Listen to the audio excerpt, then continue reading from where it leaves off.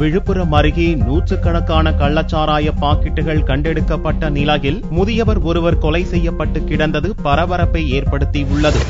விழுப்புரம் மாவட்டம் ராகவன்பேட்டை தொடர்ந்தனூர் ஏரிக்கரை பகுதியில் கள்ளச்சாராய பாக்கெட்டுகள் விற்கப்படுவதாக பொதுமக்கள் தொடர் புகார் அளித்து வந்தனர். வளவனூர் போலீஸ் நிலையத்தில் புகார் தெரிவித்தும் போலீசார் உரிய நடவடிக்கை எடுக்கவில்லை என்று சர்ச்சை எழுந்தது. இந்நிலையில் செங்கல் சூளையில் வேலை பார்த்து வந்த ராகவன்பேட்டையைச் சேர்ந்த கலியமூர்த்தி என்பவர் கள்ளச்சாராயம் விற்று வந்த பகுதியில் கொலை செய்யப்பட்டு கிடப்பதாக போலீசாருக்கு தகவல் வந்தது.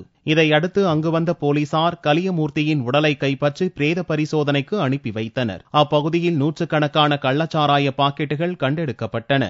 விழுப்புரம் மாவட்டம் ராகவன்பேட்டை ஒட்டி தொடர்ந்தனூர் ஏரிக்கரை சார். அந்த ஏரிக்கரையில சரக்கு விற்கிறாங்க. நாங்க போய் போலீஸ்ல கம்ப்ளைண்ட் கொடுத்தோம். அவங்க போலீஸ்காரங்க யாரும் அந்த நடவடிக்கை எடுக்கல. இவங்க என்ன பண்ணாங்க, அந்த தீனான்றவங்க வித்தான் சரக்கு. நாங்க போய் கேட்கறதுக்கு இது உங்க எல்லை கிடையாது, வளவனூர் எல்லை, இது நீங்க கேட்க வேண்டிய அவசியம் இல்லைன்னு சொல்லிட்டாப்ல. நாங்க மாமூல் கட்டி விற்கிறோம் சொல்லிட்டாப்ல. அதுக்காக இன்னைக்கு என்ன பண்ணாரு, ஒரு விவசாயி கலியமூர்த்தின்றவர் சரக்கு சாப்பிட வந்தாரு. அவர் சரக்கு சாப்பிட்டு அது என்ன பிரச்சனையே தெரியல, அடிச்சு மார்ல உடச்சிருக்காங்க. ஆனா கொலை பண்ணி போட்டுக்கு தான் தெரியுது, மார்ல வச்சிருக்காங்க, கால் அடி தடலாம் தெரியுது. அவர் போலீஸுக்கு கம்ப்ளைண்ட் கொடுத்து 8 மணிக்கு மேலதான் இதுக்கப்புறம் இப்பதான் பாடி எடுத்துட்டு போயிருக்காங்க. இதுக்கப்புறம் அவங்க விசாரணை பண்ணி சொன்னாதான் சார் எங்களுக்கு தெரியும். தமிழகம் முழுவதும் டாஸ்மாக் மதுபான கடை இருக்கும் நிலையில் விழுப்புரம் மாவட்டத்தில் கள்ளச்சாராய பாக்கெட்டுகள் கிடைத்திருப்பது அப்பகுதி வாசிகளை அதிர்ச்சியடைய வைத்துள்ளது.